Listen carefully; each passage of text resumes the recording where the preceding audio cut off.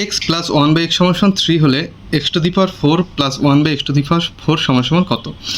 এটি বারবার বিভিন্ন চাকরি পরীক্ষা এসে থাকে এবং বিশেষ করে 9-10 যারা আছো তোমাদেরও এমসিকিউর জন্য খুব ইম্পর্টেন্ট। তো এই ধরনের কোশ্চেন আসলে X to the power 4 plus one by X to the power 4 যদি আমরা করে থাকি অনেক বড় হয়ে যায়। এর একটি শর্টকাট টেকনিক আমরা মনে রাখবো। সূত্র হলো n square minus 2 whole square minus 2। এই সূত্রটা আমরা মনে রাখবো। n হচ্ছে দেয়া এক্স প্লাস ওয়ান বাই এক্সের মান, যদি প্লাস থাকে তাহলে এখানে হচ্ছে মাইনাস, আর যদি এখানে মাইনাসের মান দেওয়া থাকে তাহলে এখানে হবে n স্কোয়ার প্লাস 2, বাকি সবই ঠিক থাকবে।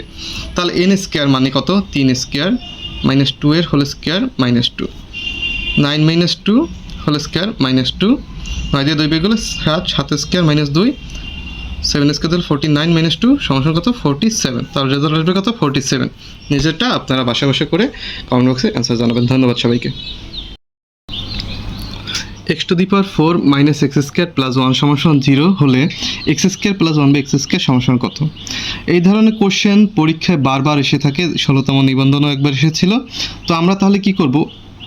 এই x to the power 4 minus x square plus 1 সমান 0 থাকলে আমরা x to the power 4 plus 1 আর এই মাইনাস এক্স স্কোয়ার ওই পাশে নিয়ে গেলে কী হয়? Plus x square. খেয়াল করুন এই পাশে কত আসছে? X square. তাহলে আমরা সবাইকে এক্স স্কোয়ার দ্বারা ভাগ দেবো। এক্স টু দি পাওয়ার 4 ভাগ দেবো আমরা কত? X square plus 1 divide by কত? এক্স স্কোয়ার সমান এক্স স্কোয়ার ডিভাইড বাই কত? X square.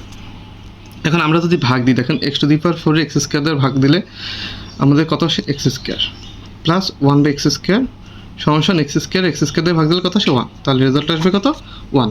নিচের অঙ্কটা কমেন্ট বক্সে অ্যান্সার জানাবেন। ধন্যবাদ সবাইকে।